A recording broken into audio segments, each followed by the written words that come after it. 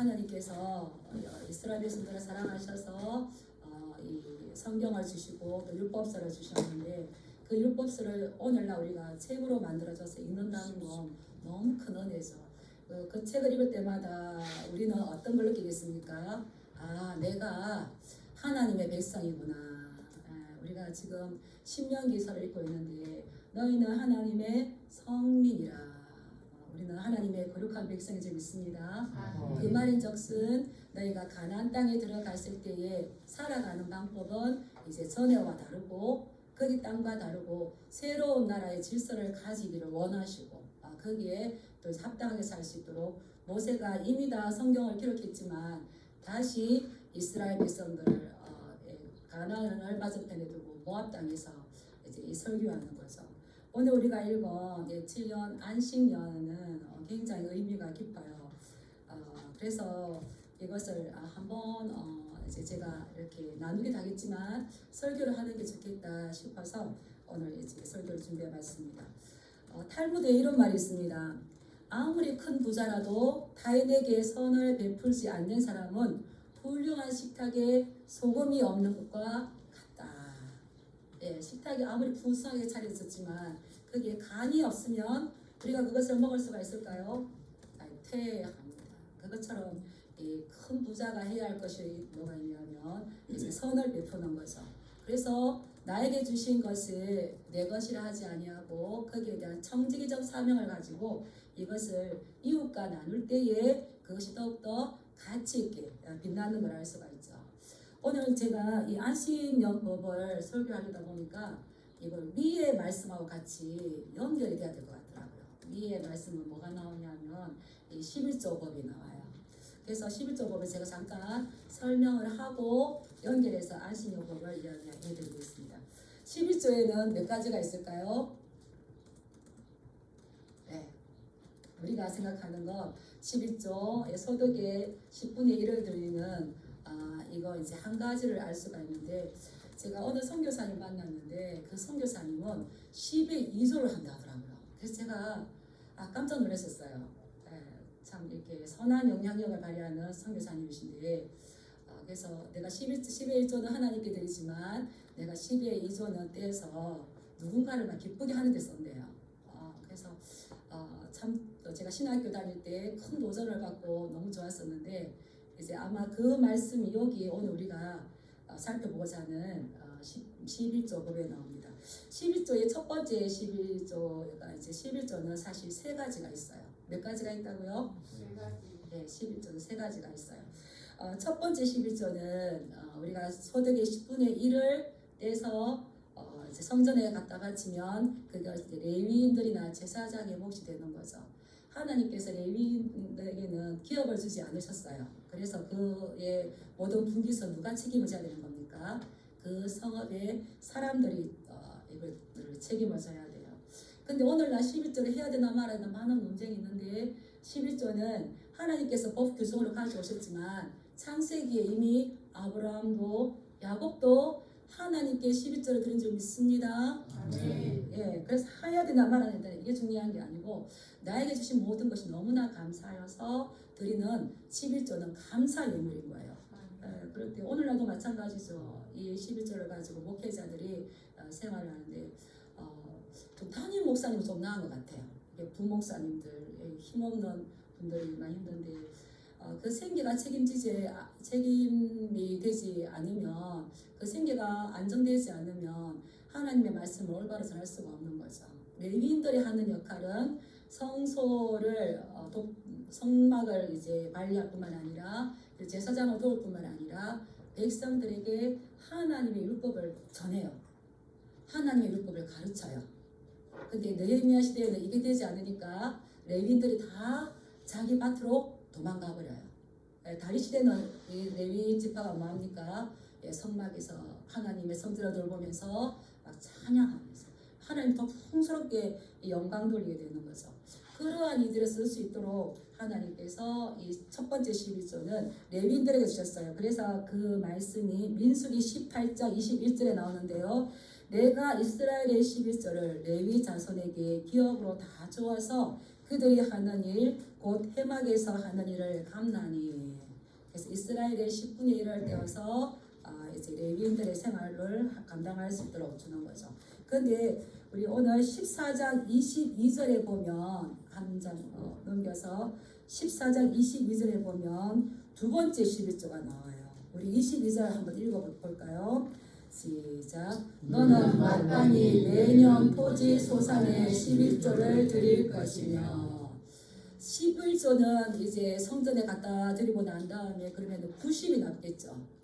90의 11조를 떼서 해마다 그것을 가지고 또 이제 자기들이 누리는데 이것은 성전에 갖다가 드리는 것이 아니라 자기 가족과 자녀와 종들과 이웃들과 함께 기쁨으로 먹고 마시고 즐기는 공동체의 기쁨을 위해 사용하는 겁니다. 11조 다 교회만 갖다 드리는 것이 아니고 이것을 가지고 이제 하나님 앞에서 그런데 이것을 할 때에 그냥 각자 자기 집에서 하면 안 돼요. 반드시 말씀은 23절에 보면 내 하나님 여호와께서 그의 이름을 두시려고 택하신 곳에서 너는 그러한 것들을 사서 성전에서 먹으며 하나님을 경외하는 법을 배우라 이렇게 하겠어요. 그리고 또 우리가 신약에서 많은 문제가 된 것들을 신약에서 잘못 활용한 거지만 이미 돈으로 바꾸는 것 말씀하셨어요. 우리 14장 25절에 보면 제가 읽어보겠습니다. 그것을 돈으로 바꾸어 그 돈을 쌓아 가지고 내 하나님 여호와께 택하신 곳으로 가서 11조를 뭐 포도, 뭐 양, 소, 뭐 수확에 11조를 다 싸가지고 먼 길을 가려니까 이게 힘들어요. 그러면은 반드시 주님께 드려야 되지만 그것을 뭐로 바꿀 수가 있다고요? 돈으로 바꿔가지고 제가 가만히 보니까 그 돈 바꾼 걸 싸가지고 가요. 돈을 조금 호주머니에 넣지 말고 11조만큼 바꾼 것을 돈을 싸가지고 그것을 가지고 하나님이 택하신 곳이 어디입니까? 성전에 올라가서 내 가족들과 네가 먹고 싶은 거 마음껏 사서 함께 즐거워할 수 있도록 먹고 마시고 하나님 앞에서 즐거워해라. 그러면 그 즐거워할 때 그 자리에 누구도 오실까요? 성령이 오셨네. 우리 하나님께서도 그렇게 기뻐하고 함께 즐거워하는 그 자리에 하나님께서 오셔서 그 잔치에 함께 하신다는 거예요. 그러면 이때에 여호와 경외하기를 배울 수가 있는데 온 가족이 가는 거기 때문에 아내도 여자도 아이도 노비도 갈 수 있어요. 그래서 성전 이런 거구나. 예배는 이렇게 드려야 되겠구나. 그리고 또 이제 레위인 이야기하든 제사장 이야기하든 또 그 가장 이야기하든 우리에게 주신 이 모든 복은 하나님께로부터 온 것이다. 무슨 교육까지 받을 수가 있을까요? 신앙 교육까지가 받을 수 있는 거죠. 그래서 이런 이들을 행함으로 인해서 두 번째 11조는 성전에 넣지 말고 내가 풍성하게 어려운 사람들, 노비들 초청해서 같이 즐기는 아주 기쁨의 축제로 마음껏 먹어라. 여기 보면 포도주나 독주가 나와요. 에이, 목사님 독주 마시라 그랬는데요. 이런데 이스라엘의 포도주는 이 음료수와 같잖아요. 이 독주는 포도주보다 조금 센 거. 이제 오늘로 말하면 곡주, 뭐 석류로 가지고도 만들기도 하고 이랬대요. 그래서 이것은 우리가 뭐 독주 그 말하는데 그 말씀은 아니고 이 곡주라고 합니다. 그래서 그렇게 기쁨으로 즐기는데 하나님이 제가 이제 목회자가 돼서 그런지 모르겠는데 고아와 가부와 나그네 그 전에 그것만 보였어요. 고아와 가부와 나그네. 근데 목회자가 되고 다시 말씀을 보니까 누가 보입니까? 레위. 14장 27절에 보면 내 성읍에 거주하는 레위는 너희 중에 분깃이나 기업이 없는 자이니 또한 저버리지 말지니라. 그렇게 큰 잔치와 기쁨을 나눌 때에 너희들끼리만 하지 말고 누구를 부르라고요? 레위. 레위인에게 주면 또 레위는 가장 좋은 거를 또 선택해서 누구에게 주겠습니까? 제사장에게. 이게 이제 하나님이 이 질서를 만들어 놓으신 보면 이렇게 놀라워요. 그러는데 이렇게 두 번째 12조는 이렇게 드리는데 그런데 이제 그 이스라엘의 오늘 15장에는 안식년법이라고 그랬어요. 안식년은 7년째입니다. 7년째를 기준으로 한다면 1년, 2년은 너희가 그렇게 성소에 넣는 것과 너희 온 공동체가 먹겠지만 3년째 되었을 때에는 이것을 이제 성소에 가져가는 것도 아니고 너희 성읍에 있는 창고에 그 90분의 1을 창고에 쌓아서 어려운 사람들을 도와줘야 돼요. 그게 무슨 말씀이냐면 29절 한번 읽어볼까요? 14장 29절 시작. 너희 중에 분깃이나 기업이 없는 레위인과 내 성승에 거류하는 객과 및 고아와 가부들이 와서 먹고 배부르게 하라. 그리하면 내 하나님 여호와께서 내 손으로 하는 범사에 내게 복을 주시리라. 아멘. 예, 여기서 이제 3년 끝에 3년이 되었을 때에 그리고 또 3년 되고 난 다음에 4년 5년 너희들이 즐기고 7년째가 되면 6년째가 되면 3년 6년 되면 또 이제 어려운 사람들을 위해서 너희들의 11조를 내라는 거예요. 그러면은 두 번째 11조가 이제 셋째 11조로 바뀌는 거죠. 그래서 그때는 우리끼리 먹는 것이 아니라 정말 성 안에 있는 어려운 사람들, 기업이 없는 레위인들과 객과 나그네와 고아와 가부들을 위해서 너희가 그 창고에 다 드려라.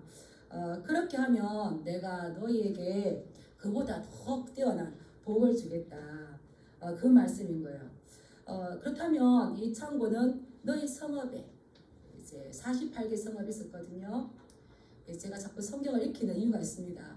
성경을 읽으셔야 설교할 때 저게 무슨 말인가 이해가 되는데 이제 잘 안 읽으시면 목사님 저게 무슨 말인가.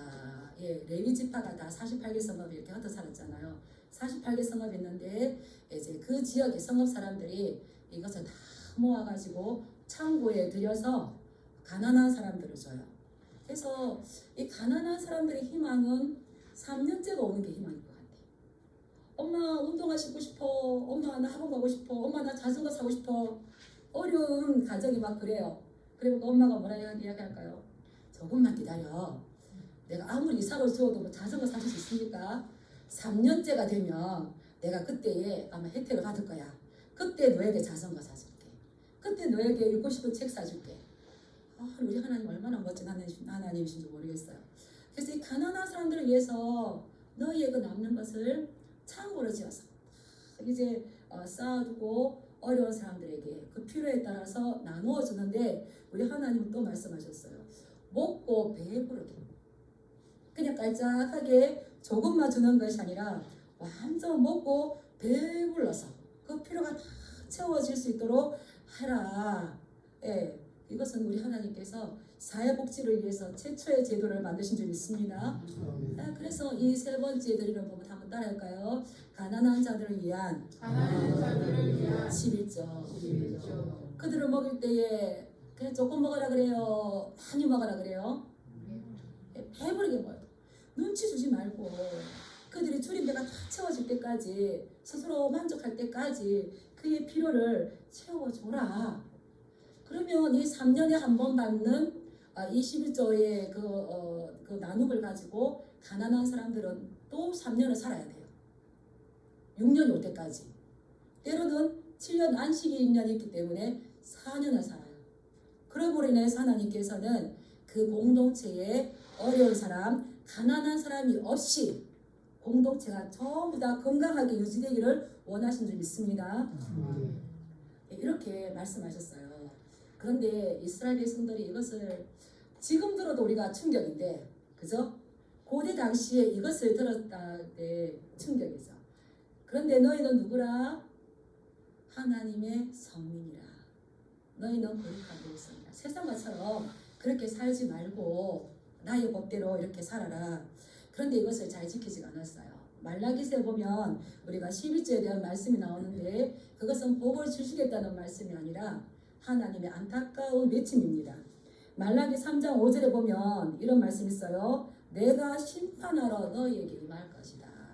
왜냐하면 품꾼의 삭세에 대하여 억울하게 하며 가부와 고아를 압제하며 나그네를 억울하게 하며 나를 경외하지 아니하는 자들에게 속히 정언하리라. 그들을 심판할 건데요. 품꾼의 삭스를 억울하게 치고 과부와 고아를 압제하며 나그네에게 이렇게 그들을 도와줘야 되는 이러한 법을 지키지 아니하겠다죠. 그래서 3장 10절에 뭐라고 하냐면 만군의 여호와가 이르노라 너희의 온전한 11조를 창고에 들여 나의 집에 양식이 있게 하라. 이 창고는 어떤 창고일까요? 3년째, 6년째 될 때에 가난한 사람들을 위해서 도와주기 위해서 그 11조를 넣는 창고예요. 성전의 창고일까요? 아니죠. 그래서 그 나의 창고, 기본적인 것은 이것을 행했을 때에 내가 너희가 복을 주고 싶은데 왜 복을 못 주셔요? 아주 기본적인 거. 이거를 지키지 않는다는 거예요. 그래서 오늘날 우리에게도 이것이 적용이 되죠. 우리는 풍성한 사람들을 도울 뿐만 아니라 그거는 별로 그렇게 의미가 없어요. 예수님께서도 도울 힘이 없는 자들에게 내가 초청하려면 가난한 자들과 몸 불편한 자들과 맹인들을 청해라. 그들이 갚을 길이 없으므로 부활의 날에 너희들의 갚음을 다할 것이다. 이렇게 지금 이야기하시는 거예요. 그래서 이것은 결국 지키지 않았기 때문에 말라기와 신약 사이에 암흑기 시대가 있고 정말 이스라엘 백성들은 너무나 어려운 신구약 중간 시대를 겪을 수밖에 없었던 거죠. 하나님의 말씀을 지키면 복이 되는 줄 믿습니다. 네. 그리하면 내 하나님 여호와께서 내 손으로 하는 모든 일에 복을 주시리라 했는데 지키지 못한 거예요. 우리 주변에 있는 어려운 분들을 잘 눈여겨 보시기 바랍니다. 선교사님들 만나거나 이제 부목사님들 만나거나 신학생들 만나면 용돈 좀 꼬집어 주시고 밥 한 끼 사주시기 바랍니다. 그러면 하나님께서 내 손을 하는 모든 일에 복을 주시고 이렇게 이야기하시고 난 다음에 이제 우리가 15장이 오는데 15장은 11조 법보다 더 놀랍고 충격적이고 파격적인 제안이에요. 하나님께서 거기에 멈추지 않고 모세를 통해서 더 말씀하시는 겁니다. 그래서 이제 어떤 말씀하냐면 매 7년 끝에는 면제하라. 7년은 안식년이라 그랬습니다. 7년. 이게 짧은 문장이지만 깊은 게 들어있어요. 7년은 안식년이면 그 땅에 농사를 지을 수가 있을까요? 없을까요? 땅에 농사를 지을 수가 없습니다. 지금 신명기는 모세가 한 번 더 출애굽 2세대에게 그 가나안 땅에 들어가서 지켜야 될 것을 요약해서 핵심을 이야기하는데 7년째 되는 날은 농사를 짓지 말라는 말씀은 이미 출애굽기와 레위기에서 말씀하셨어요. 그래서 제 7년에는 면제하라 이러면 알아들어요. 출애굽기에 보면 23장에 너는 엿새 동안은 파종하여 그 소산을 거두지만 7째 해에는 그 땅을 갈지 말고 묵혀두어서 내 가난한 자들이 먹고 그 남은 것들을 들짐승이 먹게 해라. 이제 땅을 가꾸지 않아도 그동안 있었던 나무가 열매를 맺으면 그거는 누구의 몫입니까? 가난한 사람들. 우리 하나님은 얼마나 가난한 사람들을 많이 아끼시는지 몰라요.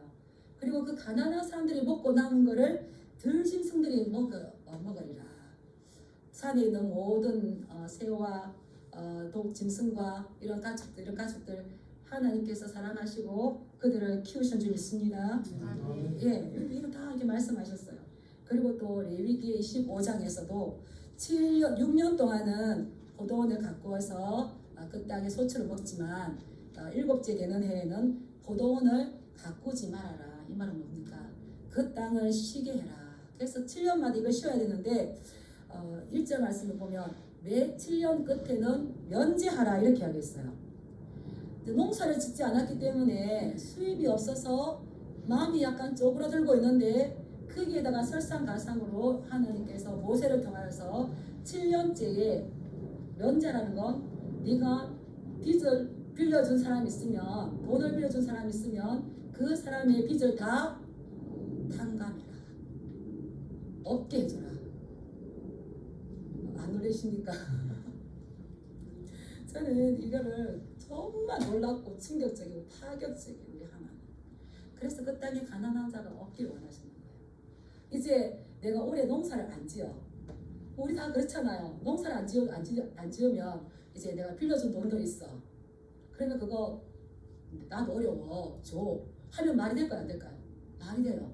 근데 하나님께서 이것도 차단시키는 거예요. 내 이웃에게 빌려준 모든 빚을 면제해서 완전 탕감하라는 거예요. 탕감하라. 이 탕감하라는 건 면제한다는 건데 그네 이렇게 대출금 뭐 이런 이제 기록부가 있어요. 그 장부가 있으면 거기에서 네가 그 사람에게 얼마를 빌려줬는지 이름과 액수를 어떻게 해? 지워버려. 없는 걸로 만들라는 거예요. 제가 이 말씀을 보니까 더 재밌어요. 그러면 내가 7년째 이번 해에는 못 받아도 8년째 새로운 1년이 되면 내가 받아야지 꼼수를 가질 수 있을까요? 없을까요? 지워버렸는데 영영 받지 못하게 하는 거예요. 영영. 그래서 제가 놀랍다 주님의 큰 은혜. 주님께서 십자가 갈고 십자가에서 우리 위해서 피를 흘리시고 우리의 죄인의 명부에 있는 우리의 이름을 다 지워버리신 줄 믿습니다. 이해하시기 축복합니다. 그렇듯이 네가 그 너에게 빚져준 사람 그 사람 너도 은혜를 받았으니까 그 은혜를 베풀어서 그냥 아예 받지 말고 너에게 빚을 안 졌다고 할 정도로 그냥 지워버려라. 그리고 그 뒤에는 뭐가 나오냐면 7년 되면 누구도 놓아줘야 되는 겁니까? 노비도 놓아주는 거예요. 그런데 이거를 어떻게 그 차례를 이야기하셨냐면 2절에 보면 면제의 규례는 이러하니 또 그렇게 다 탕감해주라만 하지 않고 이렇게 차례를 이야기하는 거예요. 면제의 규례는 이러하니라 그의 이웃에게 구워준 모든 채주는 그것을 면제하고 탕감해주고 없는 걸로 삭제하고 그의 이웃에게나 그의 형제에게 독촉하지 마라. 내가 지금 명령에서 탕감은 했는데 삭제는 했는데 아까워. 그래서 내가 그 이사를 줘야 돼. 그래도 원금을 줘야 돼. 독촉을 할 수 있겠지 인간의 마음에서. 근데 그것까지도 하지 말라고 했어요.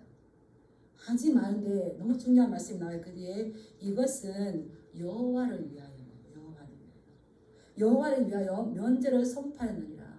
하나님이 너 이제 빚이 없어. 너 이제 다 탕감받았어. 이렇게 이야기했는데 사람이 그에게 너 아직 죄인이야 말할 수가 있을까요? 할 수가 없다는 거예요.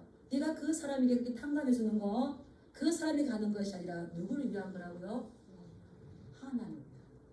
예수님께서 말씀하셨잖아요. 지극히 작은 자 하나에게 하는 것이 곧 누구에게 하는 거라고요? 나에게 하는 거다. 이게 쉬울까요? 쉽지 않을까요? 이거는 쉽지가 않아요.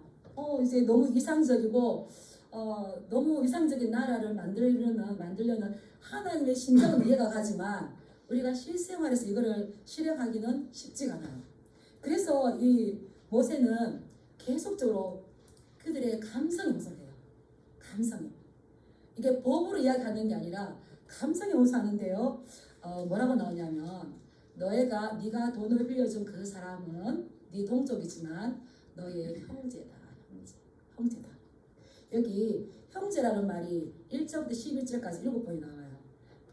2절에 보면 그 형제, 3절에 내 형제 나오는데 7절에 가면 그 형제, 내 형제가 누구냐면 가난한 형제야. 가난한 형제. 가난한 형제, 또 궁핍한 형제예요. 그래서 우리도 수요일 날 웃으면서 이야기하고 있었지만 우리는 다 형제인 줄 믿습니다. 형제는 누가 같은 사람입니까? 수요일 날 이용희 집사님 형제여 우리 모두 다 함께 찬양을 하는 거예요. 그래서 형제요. 그렇지. 우리가 그리스도의 한 피바다 한 몸 이루었고 아버지가 같은 아버지가 같으면 같은 형제인데 형제를 독촉하고 그걸 억압하는 건 그거는 부모님에게 맞지 않는 거죠. 그래서 이 법으로 이야기하기는 모세도 이건 너무 아니라는 생각했는가 봐요. 법을 합니다. 그래서 인격에 호소합니다. 이게 받는 것 당연하지만 하나님의 자녀라면 그 큰 은혜를 안다면 당신이 어려워하는 그 형제에게 이것을 모두 받는 것이 다 맞겠습니까? 어디 호소하는 겁니까? 양심에 호소하는 거예요. 이스라엘 백성들은 가난할 수가 없어요. 다 따라줬기 때문에. 근데 질병으로 인하여라든지 천재지변으로 인한 것이라든지 어떤 뭐 사업의 실패로 인한 것이라든지 부모님이 사망한다든지 그러면 어쩔 수 없는 이 가난이 올 수밖에 없습니다. 그럴 때 그거를 누구에게 돌보라고 이야기하는 걸까요?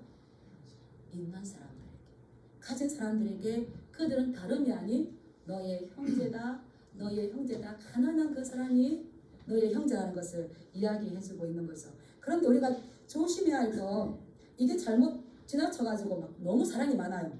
우리 3절 말씀 한번 읽어보겠습니다. 시작. 이방인에게는 내가 독촉하려니와 내 형제에게 구워준 것은 내 손에서 면제하라. 근데 이 법을 다 적용하는 것이 아니라 누구에게는 적용하면 안 되는 겁니까? 이방인에게. 하나님의 법을 모르는 사람에게, 다시 말하면 하나님이 어떤 분인지 모르는 사람에게 그냥 구워줘가지고 그거 사랑하랬어 하면 됩니까? 따라준다. 하나님보다 사랑이 더 크면 안 된다. 이게 말씀인 거예요. 말씀. 그래서 하나님 모르는 사람에게는, 이런 아식령법을 안 지키는 사람에게는, 이방인들에게는 달라고 독촉하고, 그 받아도 돼요. 그러는데 너 형제에게는 이것을 받지 말아라. 시간이 자, 우리 그러면 우리 6절 말씀 한번 읽어보겠습니다. 어떤 복을 주는지 시작. 내 하나님 여호와께서 내게 허락하신 대로 내게 복을 주시리니 내가 여러 나라에 구워줄지라도 너는 꾸지 아니하겠고 내가 여러 나라를 통치할지라도 너는 통치를 당하지 아니하리라. 사자성어가 이런 말이 있어요. 소탐 대실. 작은 것을 탐하다가 큰 것을 놓쳐버리는 거. 하나님이 이것을 네가 지키면 내가 반드시 너에게 여러 나라에 구워줄지라도 너는 꾸지 아니하겠고 여러 나라를 통치할지라도 너는 통치를 당하지 아니하는, 인간이 가질 수 없는 이 큰 복을 네가 이것을 지키면 내가 너에게 주겠다. 그러므로 인해서 너에게 가난한 사람을 없게 해라. 이건 거예요. 그리고 또 이제 말씀하시는 거예요. 이 안식년법에는 그렇게 그 빚을 면제해 주는 것만 있는 것이 아니라 그게 또 더해. 면제해 줄 뿐만 아니라 그 형제가 필요한 걸 줘야 돼요. 7절에 보면 이런 말씀이 있습니다. 내 하나님 여호와께서 내게 주신 땅 어느 성읍에든지 가난한 형제가 너와 함께 거주하거든 내 마음을 완악하게 하지 말며 내 손을 움켜쥐지 말고 반드시 내 손을 그에게 펴서 그에게 필요한 대로 쓸 것을 넉넉하게 주어라.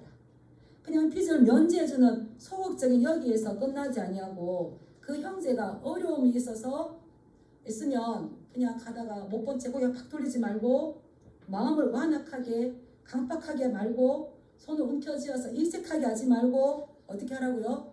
넉넉하게 주는데 그 사람이 필요한 대로 주어라.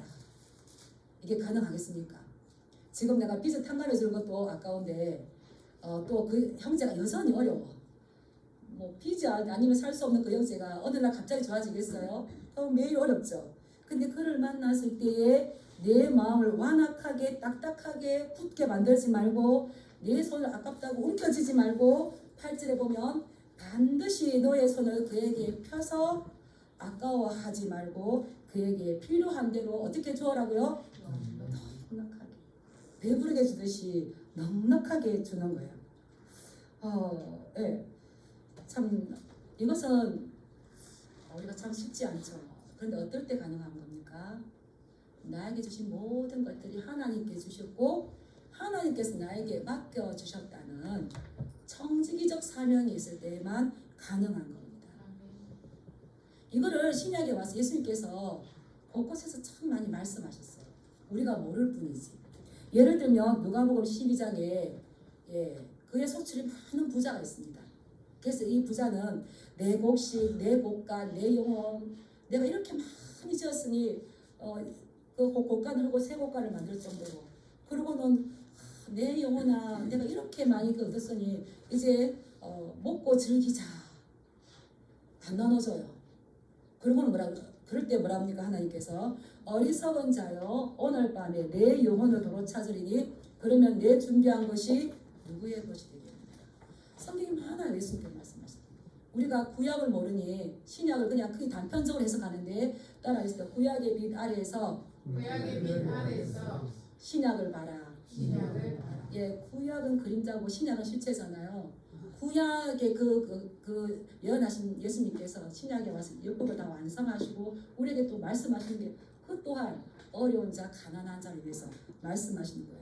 그래서 너가 그에게 손을 펴라 하면 손을 크게 펴서 따라하겠습니다.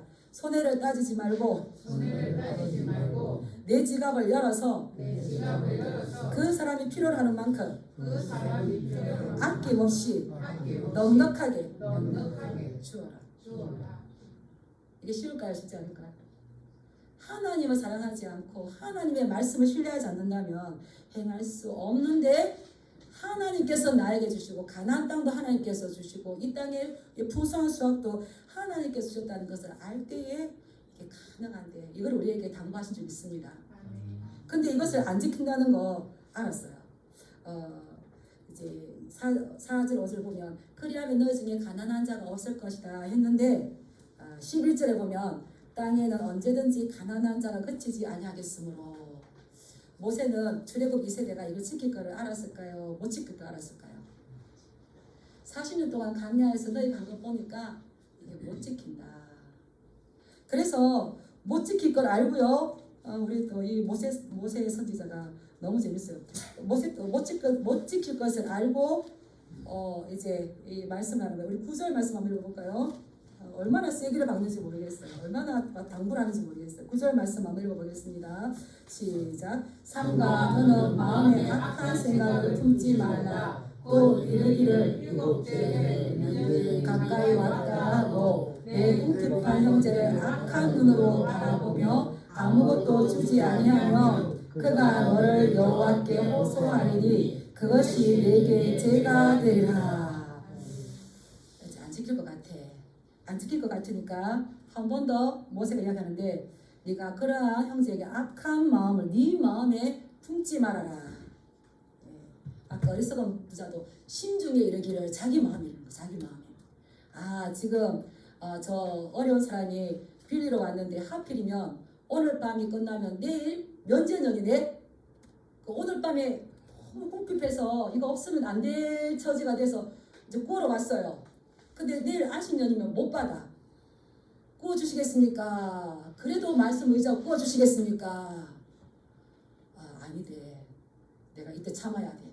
그리고 입말 포기 당했습니까? 모세 선생님 너무 신기하시죠? 네가 그때에 7째 해 면제니 가까이 왔다 하고 그 궁핍한 형제를 악한 눈으로 보고 아무것도 안 주면 안 돼. 그러면 그가 너를 여호와께 호소하리니 그것이 내가 죄가 되리라. 예. 이 사람이 어려운 사람이 돌아와서 하나님께서 주라 했는데 안 주네요. 하나님 이렇게 억울한 걸 막 기도해요. 그러면 그것이 누구에게 죄가 되는 겁니까? 안 준 사람이. 이게 신앙이 아시죠? 호소하는 거죠. 그래서 이 가난한 형제들을 근데 여기서 말하는 가난한 형제들은 이 빚을 지지 않으면 살 수 없는 거. 그래서 이스라엘의 그 전통 가운데 외상값 삭제 안 해준대요. 외상값 그리고 담보대출 그런 사람도 먹을 게 있습니까? 먹을 게 없습니까? 그런 사람들 제외하고 정말 이 살 수 없는 그런 사람들은 지금도 안 좋았는데 그런 사람들이 내년에도 좋아질까요? 그냥 나아질 수가 없어요. 그래서 그냥 그들에게는 줘야 돼요. 그리고 이거는 왜 이 법을 만들었냐면 나중에 들어가서 그 땅에 정착해서 살게 되면 있는 사람들이 쉽게 말하면 갑질을 할 수가 있어요. 그래서 없는 사람들을 억울하게 빚 독촉하든지 제가 여기 와서 이렇게 해주셨던 그분도 제가 처음에 만났을 때 너무나 많은 빚에 시달렸었어요. 빚 독촉 전화 때문에 완전 노이로제가 걸릴 정도로 그런 일들이 있어요. 그럼 삶의 질이 어떻게 되겠어요? 완전 피폐해지겠죠. 그렇게 억압하고 억누르게 하는 그것을 그냥 차단하는 거예요. 차단. 근데 고아와 가부를 압제하는 일들이 후반기에 많이 있었죠. 아모스 선지자도 이것을 고발합니다. 아모스 2장 6절 7절 말씀 보면 신한 켤레를 받고 가난한 자를 팔며 힘없는 자의 머리를 티끌 먼지 속에 발로 밟고 연약한 자의 길을 굽게 하며 고아와 가부와 나그네 보호자가 없어요. 있는 자들이 얼마나 그 인권을 유린하겠습니까? 그렇게 하지 못하도록 하나님께서 거하시는 땅에는 이런 일이 있어서는 안 되는데 뒤에는 나중에 사람이 악하다 보니까 신발 한 클릭 때문에 고아를 파는 거예요. 그들은 먼지 티끌 속에 발로 밟고 놓고 발로 밟는 거예요.